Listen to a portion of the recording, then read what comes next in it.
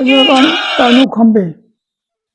आता त्याच्यानंतर मी 7वी शिरगावला पास झालो आणि तिथनं वडिलांनी मला युनायटेड इंग्लिश स्कूलमध्ये चिपळूणला नेऊन ठेवलं. भरतीवाले आले होते चिपळूणला. तर मला विचारले मी भरती होणार काय, तर मी म्हटलं मी भरती होणार आहे. मी आता युनायटेड इंग्लिश स्कूलमध्ये आहे.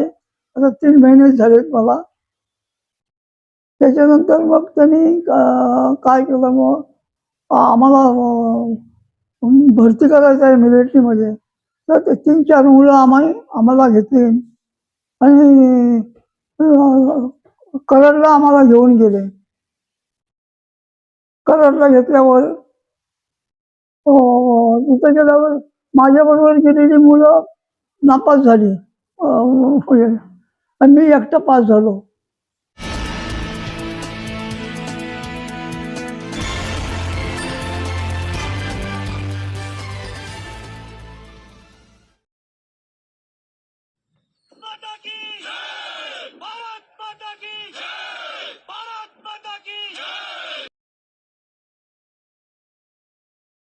माझं नाव सुरेश चंद्रकांत मुंडेकर.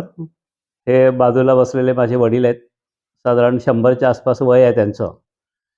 आणि 1946मध्ये ते ब्रिटिश आर्मीमध्ये भरती झाले 16.5 वर्ष वय असताना. त्याच्यामुळे त्यांना बॉईजमध्ये घेतलं आणि नंतर मग रेग्युलर सर्व्हिसमध्ये त्यांनी पुढे 24 वर्ष आर्मीची सेवा केली. ह्या आर्मीच्या पिरियडमध्ये त्यांना 1962च्या वॉरमध्ये होते ते. 1962ला लडाखला चायनाबरोबर वॉर झालं, तिथे लडाखला पोस्टिंग होती त्यांची. म्हणजे तो एकदम कठीण विभाग तिकडं बर्फाळ प्रदेशात. आणि त्यावेळेस माझं वय 1-2-3 वर्षाचा मी होतो. माझा 59चा जन्म आहे माझा. तर आई आम्हाला मुलांना घेऊन सगळ्यांना पोफळीला राहायचो आम्ही तेव्हा. आणि तेव्हा असं काही कम्युनिकेशन म्हणजे पत्र येते किंवा त्यांची खुशाली कळते असं काही नव्हतं. अशा वेळेला म्हणजे नेमकं काय चाललंय, लढाई सुरू झाले, आपले पती तिकडे लडाखला आहेत एवढीच माहिती होती. बाकी काय चाललंय ते युद्ध संपेपर्यंत अगदी आई आमची नेहमी टेन्शनमध्ये असायची, असं मला माझ्या मोठ्या बहिणीने नंतर सांगितलं, कारण मी तेव्हा लहान होतो. तर तो एक प्रसंग आमचा तेव्हा म्हणजे आई पण आम्हाला नंतर सांगायची की ते तिचे जे दिवस गेले ते अतिशय कठीण गेले त्या काळातले. आणि नंतर मग 2 महिन्यांनी साधारण आम्हाला त्यांची खुशाली कळली की ते व्यवस्थित आहेत, लडाखला आहेत आणि आता ते परत आलेले आहेत त्यांच्या कॅम्पसच्या तिथे. असे काही आर्मीचे प्रसंग होते. नंतर ते बेसिकली ते स्पोर्ट्समन म्हणून जास्त आर्मीमध्ये वावरले. आणि नागपूरला साधारण 65-66च्या दरम्यान आम्ही नागपूरला सगळे विथ फॅमिली त्यांच्याबरोबर होतो तिकडे. त्याच्यानंतर पुण्याला खडकवासला धरण फुटलं तेव्हा आम्ही सगळे एकत्र तिथे होतो. आणि मग त्या खडकवासला धरण फुटलं तेव्हा बंदोबस्ताला वडील होते आमचे तिकडे. वडील होते, आम्ही घरी सगळी लहान मुलं. तेव्हा पण मी अगदी लहान होतो, मला काही फारसं कळत नव्हतं. आणि 3 ते 4 दिवस ते घरीच आलेले नव्हते तेव्हा. कुठे आहेत काय आहेत, पण आर्मीची लोक तेव्हा मदत कार्यामध्ये सगळी सहभागी होती, त्याच्यामध्ये त्यांचा सहभाग होता तिथे. असं एकूण त्यांचं पूर्ण. आणि मग मध्ये जेव्हा सुट्टीवर यायचे वर्षातून किंवा 2 वर्षांनी जेव्हा सुट्टीवर गावाला यायचे, तेव्हा त्यांचं असं होतं की आर्मीमधून सुट्टीवर आल्यावर गावामध्ये पण त्यांचा सहभाग, प्रत्येक कामामध्ये गावची जेवढी काय कामं आहेत त्या प्रत्येक कामामध्ये त्यांचा अगदी सक्रिय सहभाग असायचा.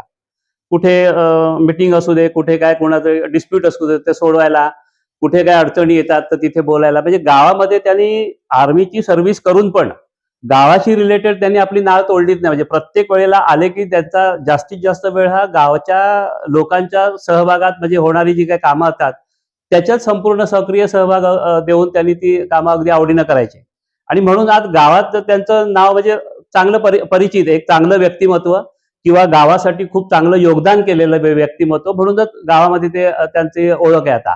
आणि त्यांच्या ओळखीचा फायदा आता आम्हाला पण होते. म्हणजे आम्हाला पण साधारण त्यांचा तो तसा असल्यामुळे सगळा परिचय, की आम्ही त्यांची मुलं म्हणून गावाला आम्हाला पण थोडं वेगळ्या दृष्टिकोनातून किंवा आदराच्या भावनेतून लोक आमच्याकडे पण बघतात. आणि आम्ही पण आता त्यांच्या पाठीवर तो थोडा वारसा चालवायचा त्या पद्धतीनं आम्ही पण गावात आता थोडंसं बऱ्यापैकी, म्हणजे मी मुंबईला सर्व्हिसला होतो, रिटायर्ड झाल्यानंतर मी आता इथे आलेलो आहे. आणि जेवढं शक्य होईल तेवढा गावात मध्ये वेळ देण्याचा मी पण स्वतः प्रयत्न करतो. असं आणि आता मी एक छोटासा व्यवसाय इकडे चालू केलाय. माझ्याकडे बारामती ॲग्रो ही कंपनी आहे बारामतीला. त्यांचं कॅटल आणि पोल्ट्री फीड त्याची डिस्ट्रिब्युशनशिप मी इकडे घेतली आहे. पूर्ण रत्नागिरी जिल्हा मला मिळालेला आहे. आणि त्या डिस्ट्रिब्युशन तर ती गेली 15 वर्षापासून माझ्याकडे आहे. तर मी तिकडे जॉबला असतानाच मी ही डिस्ट्रिब्युशनशिप घेतली. आणि आता तेव्हा मी पार्ट टाइम म्हणजे पूर्ण इन्व्हॉल्व नव्हतो ह्या ऍक्टिव्हिटीमध्ये.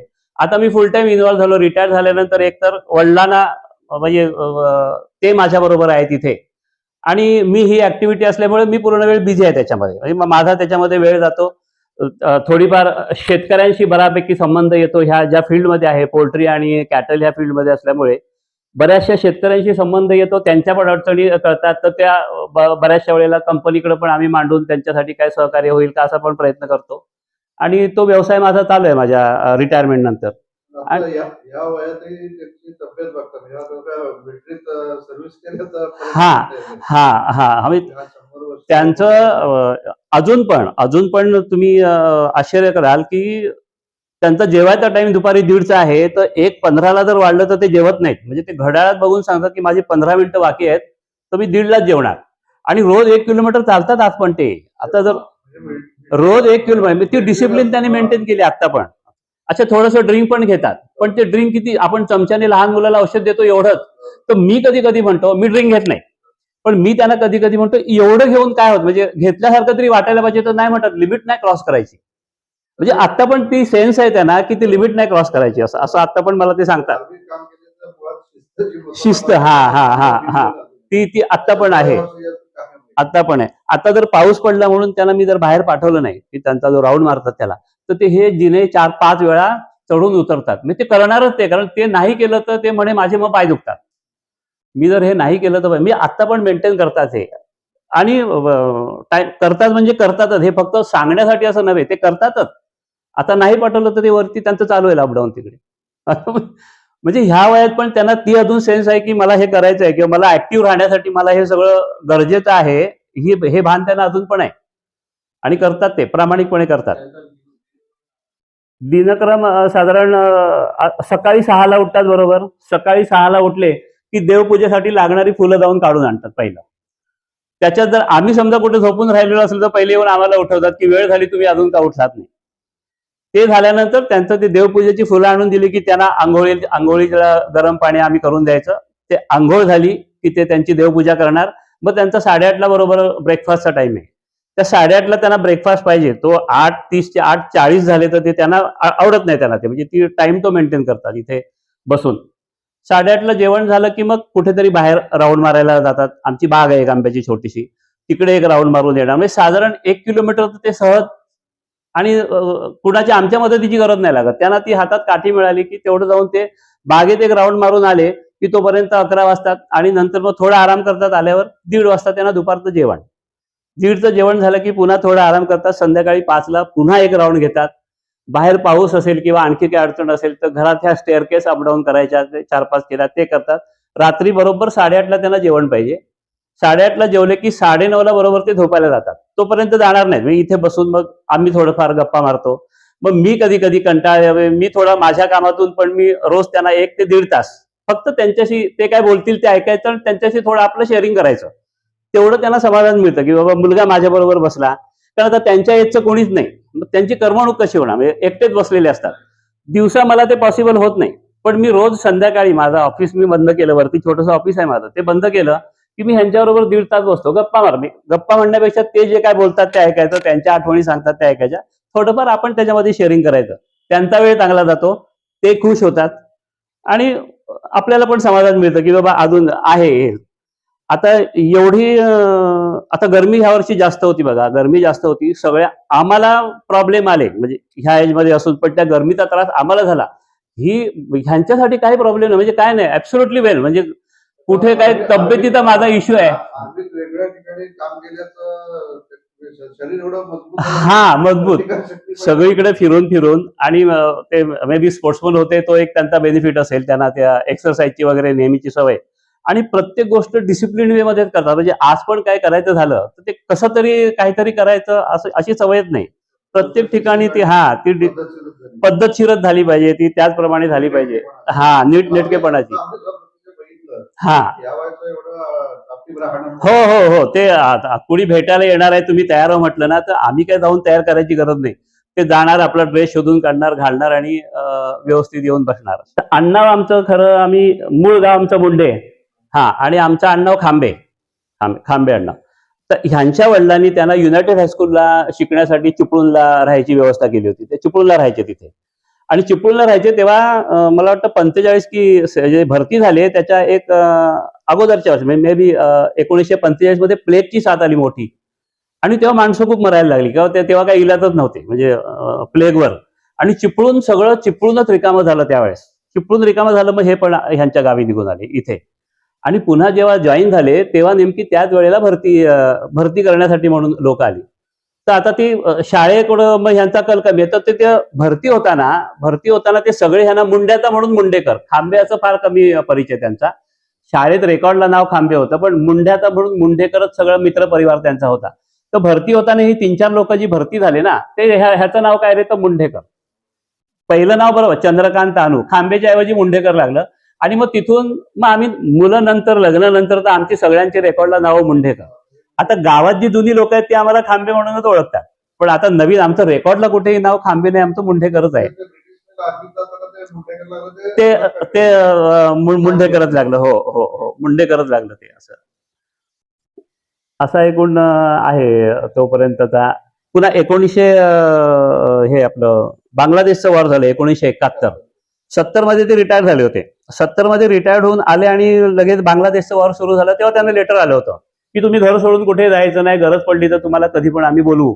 मग ते 6 महिने म्हणजे लेटरमध्ये तसं मेन्शनच केलेलं होतं की तुम्ही जोपर्यंत पुढच्या इन्स्ट्रक्शन येत नाही पण मग ते लगेच संपलं वॉर. ते 15-20 दिवसात ते वॉर संपलं. मग तसं काही त्यांना जायची वेळ आली नाही पण तयारी होती तशी म्हणजे घर सोडून कुठे जायचं नाही.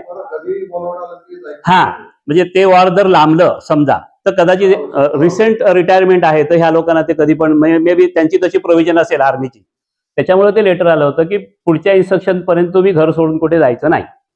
मग ते होते इथे पण तशी काही वेळ आली नाही जायची. माझ्या वडिलांचे जे वडील तानूरामा थांबे ते पण ब्रिटिश आर्मीमध्ये होते आणि सेकंड वर्ल्ड वॉर जेव्हा झालं तेव्हा त्यांना तुर्कस्तानमध्ये ब्रिटिशांनी पाठवलं होतं. तिकडे बॉर्डरवर लढताना त्यांना गोळ्या लागल्या आणि त्याच्यानंतर मग त्यांची रिटायरमेंट झाली तिथून आणि मग ते घरी आले. पुन्हा वडिलांचे मोठे भाऊ ते पण आर्मीमध्ये भरती झाले होते पण तिथून त्यांनी सुभाषचंद्र बोसच्या आझाद हिंद फौजमध्ये गेले. ते आझाद हिंद फौज गेल्यावर ते सेपरेटच झाले आणि त्यांना मग तेवढं रेकग्निशन नंतर मिळालं नाही. ते नंतर जेव्हा शरद पवार आपले संरक्षण मंत्री झाले तेव्हा त्यांनी स्वातंत्र्य सैनिकांना पण पेन्शन मिळायला पाहिजे असं काहीतरी मांडलं संसदेमध्ये आणि ते मंजूर होऊन मग त्यांना ती स्वातंत्र्य सैनिक म्हणून पेन्शन सुरू झाली होती. आर्मीची त्यांना पेन्शन मिळाली नाही पण त्यांनी मग येईपर्यंत आझाद हिंद फौजेमध्ये काम केलं त्या यांच्या मोठ्या म्हणजे आमच्या कुटुंबाला तो वारसा आहे. म्हणजे यांचे वडील आर्मीमध्ये मोठे भाऊ आर्मीमध्ये हे आर्मीमध्ये. चीन परत गेले ते चीनचे लोक परत गेले. त्यांचं काही काम झालं नाही. पण दुसरी आमची कंपनी मोठी होती तो माझ्याबरोबर मला त्यांनी बाजूला ठेवलं होतं. मग जेवण करणं आणि जेवणाला आमचं जेवण करायला माणसं होतं तर चीनची लोक होती ती जेवण करायला माझ्यावर. आम्हाला माहिती नाही तर ते आम्ही हिटली खाय लडाखचे खाय म्हणून आणि ज्या टायमाला हमला केली त्या टायमाला चीनचे लोक जे होते ते निसटून गेले जेवण करणारे. मग आमच्याजवळ जे 4-5 मुलं होती माझ्याजवळ त्यांना मी सांगायचं तुम्ही जेवण करा दोघे जण आम्ही वर थोडा ब्लास्टिंग करायला जातो. मग ते ब्लास्टिंग असं करता मग त्याच्यानंतर त्या लढाईची चीन माघारी गेलं थोड्या दिवसांनी आणि आमचं कंपनी मोठी होती इंजिनिअरची ती पण परत आली होती ते पुन्हा आले इकडे असं. मग आम्ही जास्तीत जास्त मला काय ठेवलं नाही तिथं. मला मग तिकडून मला खडकीला पाठवलं. आमचं सेंटर खडकी होतं, बॉम्बे इंजिनियर ग्रुप.